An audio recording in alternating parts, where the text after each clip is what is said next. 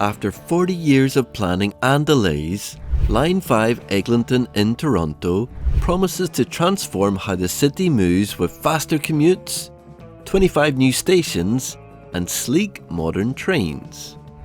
But why did it take so long? And will it deliver on its promises? Stick around as we uncover the challenges, triumphs, and what you can expect from this long-awaited transit line. Before we ride through the details of Line 5 Eglinton, make sure to hop on board and subscribe to Design Zip for the latest updates on architectural marvels and transit projects worldwide.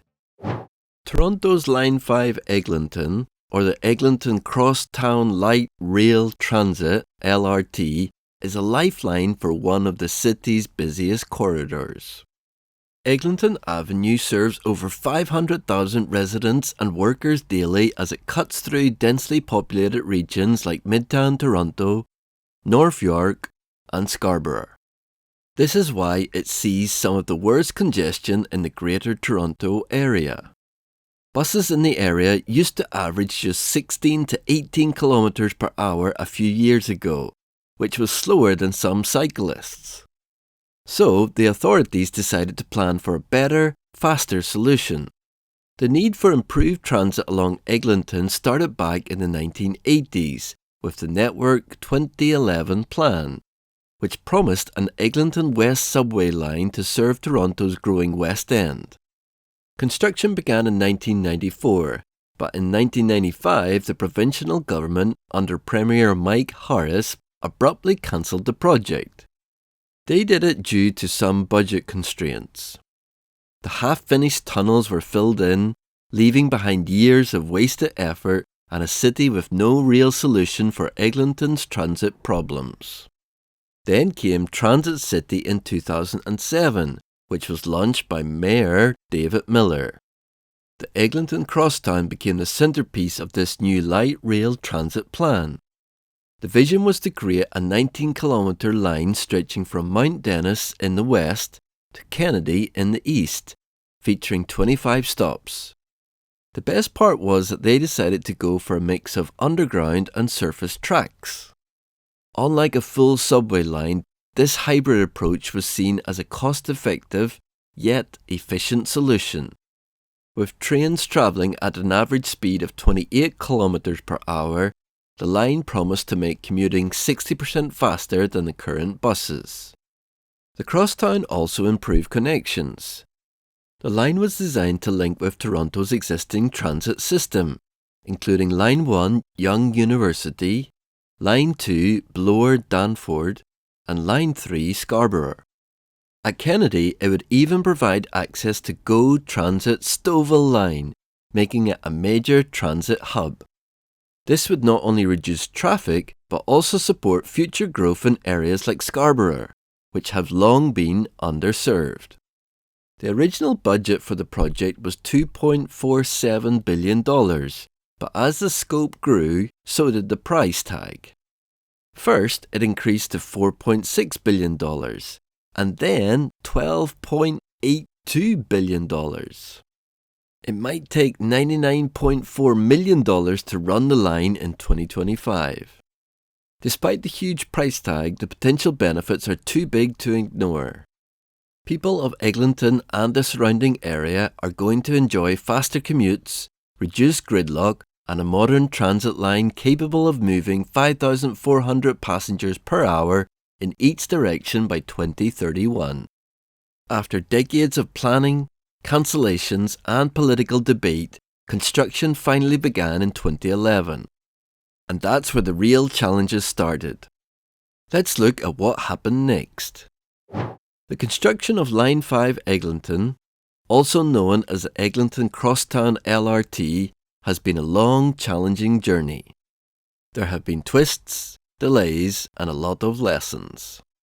The project officially broke ground in 2011, and now, over a decade later, it is finally nearing completion. From the start, one of the project's biggest challenges was the decision to make much of the line underground. Of its 19 kilometres, 10 were planned to be tunnelled, requiring significant engineering effort. tunnel boring machines, nicknamed Dennis, Leah, Dawn and Humber, started carving out the underground sections in 2013. Over 1.5 million cubic metres of soil were removed, which is enough to fill Scotiabank Arena to the height of the CN Tower.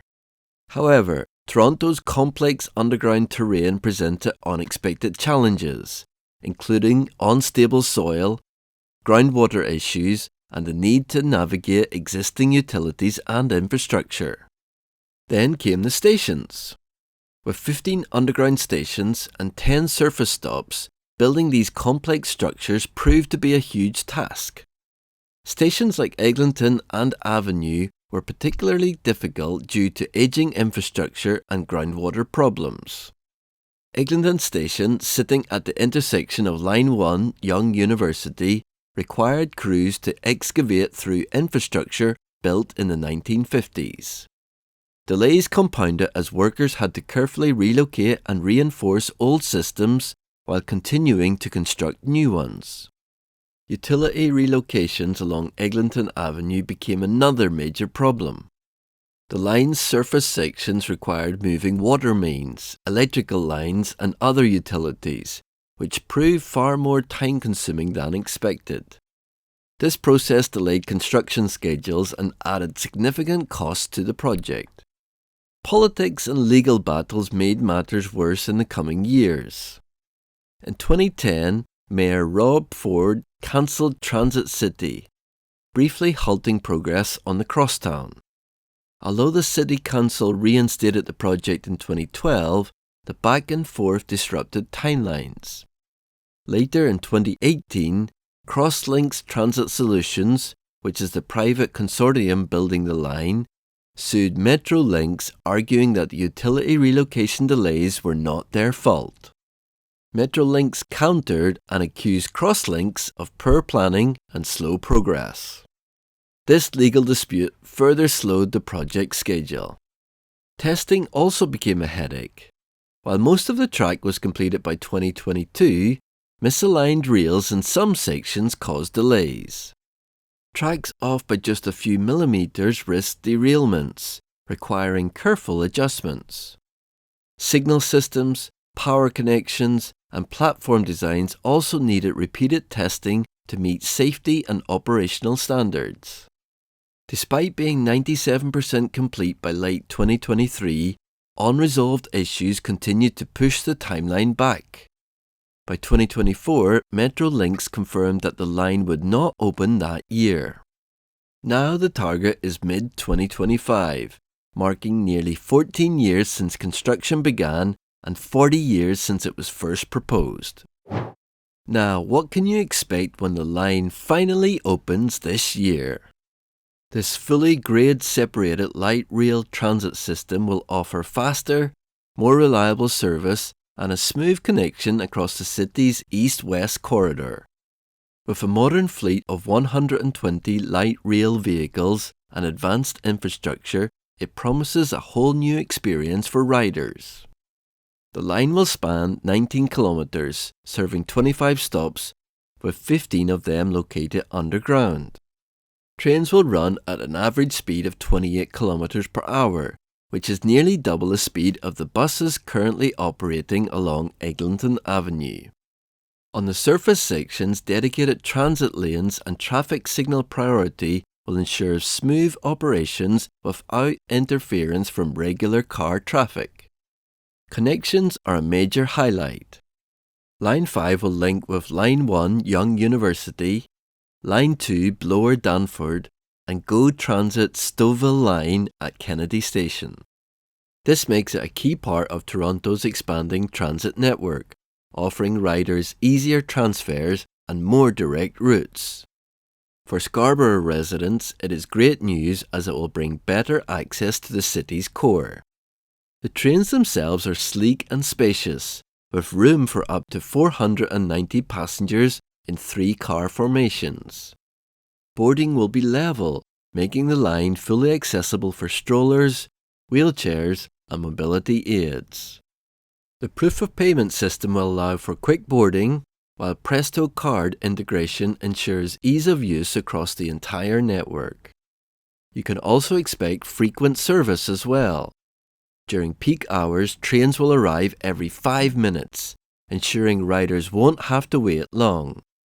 Stations are designed with modern safety features, including live CCTV monitoring, emergency intercoms, and enhanced lighting. In short, Line 5 Eglinton will offer Torontonians a faster, smoother, and more reliable way to navigate the city.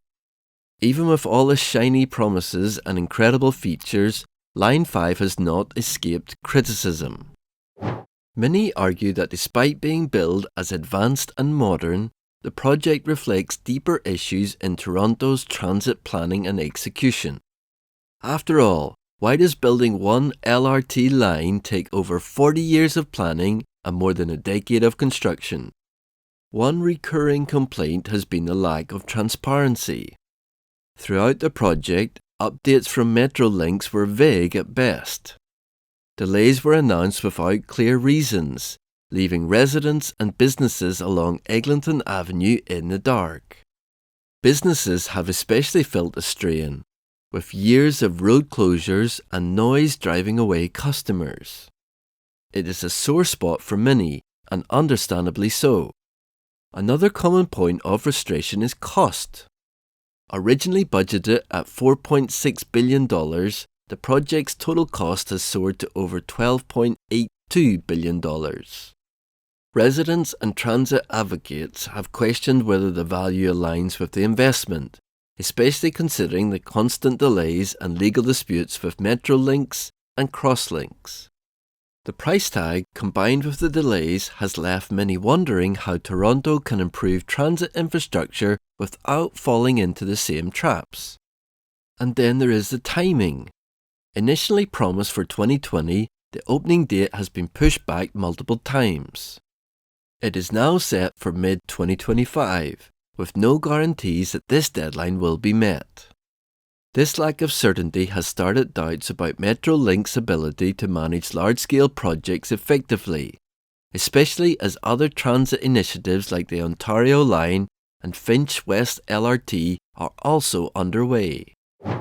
Now with the completion of Line 5 Eglinton finally in sight, Torontonians are eager to see if it lives up to the hype or if they will be disappointed by its service. After over 4 decades of planning and countless delays, the Eglinton Crosstown LRT is set to redefine Toronto's transit landscape. But will it truly deliver on its promises?